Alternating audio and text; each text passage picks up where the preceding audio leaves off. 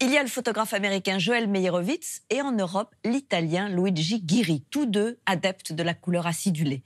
Pour la première fois, les clichés de Ghiri sont exposés en France, au Jeu de Paume, dans l'exposition Cartes et territoires, de petits formats, grâce auxquels le géomètre rend compte de la vie quotidienne dans sa ville natale de Modène.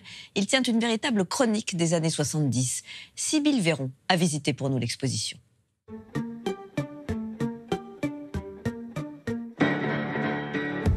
Teintes pastel, images en trompe-l'œil et jeux d'échelle. Le Jeu de Paume à Paris présente la première grande rétrospective française du photographe Luigi Ghiri. Né en 1943 et mort en 1992, cet Italien est un des pionniers européens de la photographie couleur. Dans les années 70, la couleur est associée à la pub, à la mode, aux amateurs, pas à l'art. Mais cet autodidacte s'en moque. Il dit de manière très claire, les pellicules couleur existent, nous voyons en couleur, donc il est nécessaire de faire des photographies en couleur. C'est donc en couleur que Luigi Ghiri fait le portrait de son pays, l'Italie, loin des grands sites touristiques de Rome ou Venise. Il s'intéresse au surgissement dans la vie quotidienne du passage du temps. Alors il y a le modèle de l'Antiquité, évidemment, très important dans la culture italienne, le modèle de la Renaissance qui s'y superpose, des photographies qui montrent des moulages de sculptures de la Renaissance. Mais il veut montrer aussi que l'Italie, ça n'est pas que ça. C'est aussi l'Italie populaire, c'est aussi l'introduction du modèle américain, justement, dans les années 60-70, et qu'en fait, pour avoir accès à ce que pourrait être l'Italie, il faut en fait effectivement essayer d'avoir toutes ces différentes couches et essayer de les avoir ensemble et ne pas en privilégier une seule. Des strates d'époque, mais aussi des strates d'images. Publicité et photographie colonisent les villes à l'ère de l'automobile et de la société de loisirs. Les images deviennent très importantes, il y en a de plus en plus qui nous entourent, donc il va beaucoup photographier des images. Photographier des images dans des vitrines, photographier des images sur les murs, par exemple, et peut-être attirer notre attention sur le fait que nous vivons à l'intérieur de ces images sans nous en rendre compte. Pour Luigi Ghiri, le photomontage est partout, tout le temps, sous nos yeux.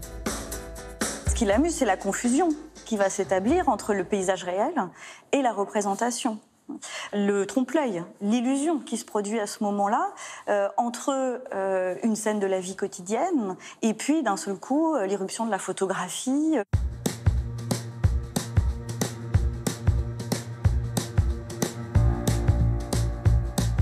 Sous leurs airs ludiques, ces photos invitent les spectateurs à s'interroger sur ce qu'ils voient.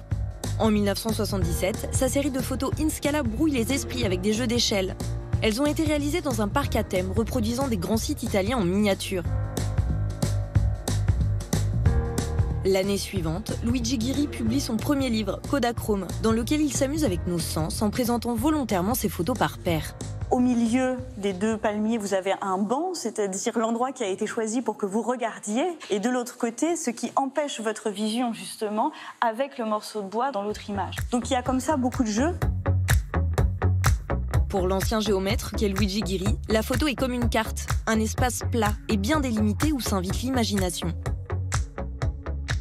Il dit en fait, sans cadre, on voit pas, il y a trop de choses. Et donc à partir de ce moment-là, il montre beaucoup de cadres à l'état naturel dans la ville, par exemple dans le paysage. Ce découpage eh bien, nous permet de constituer une sorte de tableau à l'intérieur du tableau. Et donc c'est aussi une incitation qu'il fait à activer notre regard, penser peut-être par cadre ou prendre une distance vis-à-vis de notre environnement. Autre série, autre voyage, comme sa plongée en très gros plan dans un atlas. C'est aussi quelqu'un, je pense, qui a été très influencé par exemple, certains peintres surréalistes comme Magritte, qui se sont beaucoup amusés comme ça avec à la fois la question de l'image et du mot, la relation qu'on peut établir entre les deux. On quitte la fonctionnalité, on rentre du côté de la poésie, de suggérer davantage le désert plutôt que de le représenter. Luigi Ghiri, un photographe majeur à l'univers poétique et tout à fait d'actualité. Il est utile de présenter son travail pour nous permettre de prendre le temps de regarder et cesser justement d'être dans la consommation en fait de l'image, qui reste une consommation très superficielle.